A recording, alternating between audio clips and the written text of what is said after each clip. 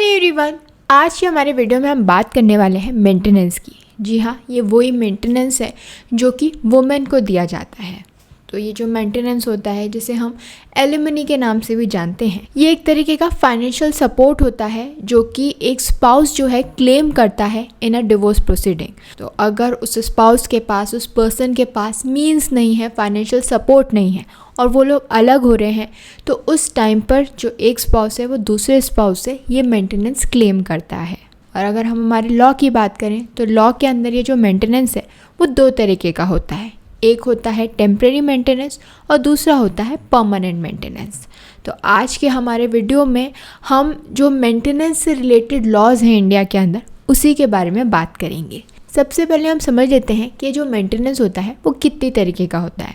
तो सबसे पहले अगर हम टेम्परेरी मेंटेनेंस की बात करें तो इसमें क्या होता है कि जो डिवोर्स प्रोसीडिंग्स चल रही होती हैं उस टाइम पर अगर एक स्पाउस के पास अपनी इंडिपेंडेंट इनकम नहीं है, यानी वो जो पर्सन है वो नहीं कमाता, उसके पास कोई भी फाइनेंशियल अर्निंग्स नहीं है, तो उस केस में वो कोर्ट के पास अप्लाई कर सकते हैं, कोर्ट को रिक्वेस्ट कर सकते हैं फॉर टेम्परेरी मेंटेनेंस। और पूरी इन्वेस्टिगेशन करने के बाद जब कोर्ट को लगेगा कि हाँ, इस पर्सन के पास अपनी इंडिपेंडेंट कोई भी फाइनेंशियल सपोर्ट नहीं है, तो उस केस में जो कोर्ट है वो ऑर्डर कर सकता है एक रीजनेबल अमाउंट जो कि एक स्पाउस को दूसरे स्पाउस को देना होगा एज अ मेंटेनेंस। और ये जो अमाउंट होता है कि कितना दिया जाएगा, ये डिपेंड करता है कि उस इंसान की फाइनेंशियल कैपेबिलिटी कितनी है, यानी जो अर्निंग मेंबर है जिसके पास फाइनेंशियल सपोर्ट है उसकी अर्निंग्स क्या हैं, उसी बेसिस पर जो है एक रीजनेबल अमाउंट उस स्पाउस को दिया जाता है जिसके पास कोई भी किसी भी तरीके का फाइनेंशियल सपोर्ट नहीं है।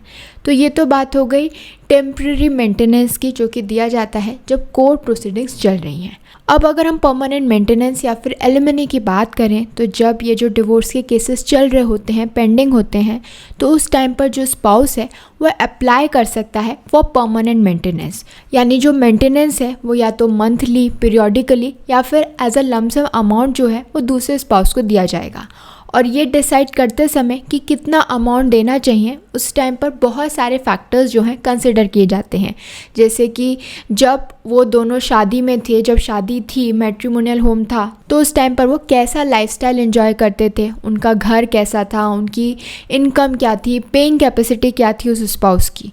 तो ये सारे फैक्टर्स को कंसिडर करने के बाद जो कोर्ट है वो एक अमाउंट डिसाइड करता है। अब ये जो मेंटेनेंस जो एलिमनी कोर्ट ने डिसाइड की, इन सारे फैक्टर्स को ध्यान में रखते हुए, तो ये चेंज भी हो सकती है क्योंकि सर्कमस्टांसेस में चेंजेस आ सकते हैं। जैसे सपोज़ करिए उस कपल के बच्चे थे, बच्चा जो है मदर के पास है, मदर उसकी देखभाल कर रही है, जो भी पैसे, जो भी एलिमनी उसे अपने हस्बैंड से मिल रही है। अब बच्चे के जो स्कूल के, कॉलेज के खर्चे हैं वो बढ़ गए, तो उस केस में जो है चेंजेस हो सकते हैं। इसके अलावा जो हस्बैंड है उसका लाइफस्टाइल चेंज हुआ है, उसकी अर्निंग चेंज हुई है, ज़्यादा हुई है या कम हुई है, तो उस बेसिस पर भी जो है इस एलिमनी के अंदर, इस मेंटेनेंस के अंदर चेंजेस आ जाते हैं। तो भले ही ये परमानेंट मेंटेनेंस होता है, परमानेंट एलिमनी होती है, लेकिन इसमें भी जो है सर्कमस्टांसेस के बेसिस पे चेंजेस किए जा सकते हैं। तो इस तरीके से ये दो तरीके के मेंटेनेंस जो है वो वुमेन क्लेम कर सकती है। एक तो है टेम्परेरी मेंटेनेंस, एक है परमानेंट मेंटेनेंस। टेम्परेरी मेंटेनेंस जब प्रोसीडिंग्स चल रही हैं उस टाइम पर कुछ टाइम के लिए अगर किसी भी तरीके का कोई भी फाइनेंशियल सपोर्ट नहीं है एक स्पाउस के पास, तो उसे ये मेंटेनेंस जो है दिया जाता है। वो कोर्ट से रिक्वेस्ट करती है कि नहीं, मुझे मेंटेनेंस चाहिए। परमानेंट की केस में क्या होता है, जो डिवोर्स है वो फाइनल हो गया है, मेंटेनेंस क्लेम किया जा रहा है, तो ये जो अमाउंट दिया जाता है, जो एलिमनी दी जाती है, वो किसी भी तरीके से हो सकती है। या तो ये डिसाइड होगा कि हर मंथ इतना अमाउंट दिया जाएगा, या फिर हर 2 महीने में इतना अमाउंट दिया जाएगा, या फिर एक ही बार में जो है एक लमसम अमाउंट दे दिया जाता है कि ठीक है, इतनी एलिमनी रखो और ये डिवोर्स हो गया है। तो इस तरीके से ये परमानेंट जो है मेंटेनेंस होता है। अब एक क्वेश्चन जो सबके दिमाग में आता है वो ये है कि क्या एक बार ये एलिमनी स्टार्ट हो गई देना, सपोज़ मंथली थी कि हर महीने इतना पैसा देना है, क्या इसे डिसकंटिन्यू किया जा सकता है, क्या इसे रोका जा सकता है? तो देयर आर सर्टेन सर्कमस्टांसेस जहाँ पे इस मेंटेनेंस को डिसकंटिन्यू किया जा सकता है। जैसे सबसे पहले तो ये मेंटेनेंस जो है तब नहीं दिया जा सकता अगर जो मेन पिटिशन फाइल की गई थी फॉर डिवोर्स और फॉर जुडिशियल सेपरेशन वो डिसमिस हो गई है या फिर उसे विड्रॉ कर लिया गया है।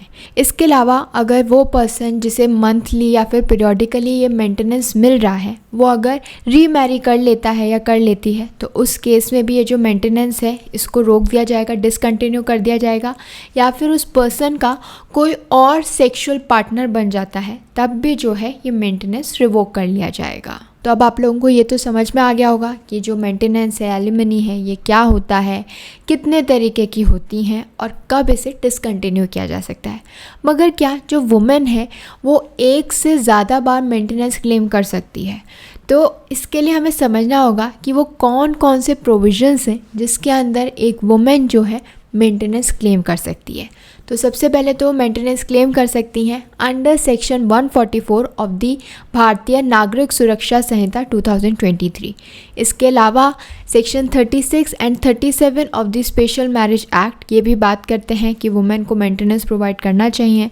Then section 24 and 25 of the Hindu marriage act, section 18, 19, 20 and 22 of the Hindu adoption and maintenance act and section 20 of the protection of women from domestic violence act. तो ये वो सारे लॉज हैं जिसके अंदर एक वुमेन जो है वो मेंटेनेंस क्लेम कर सकती है।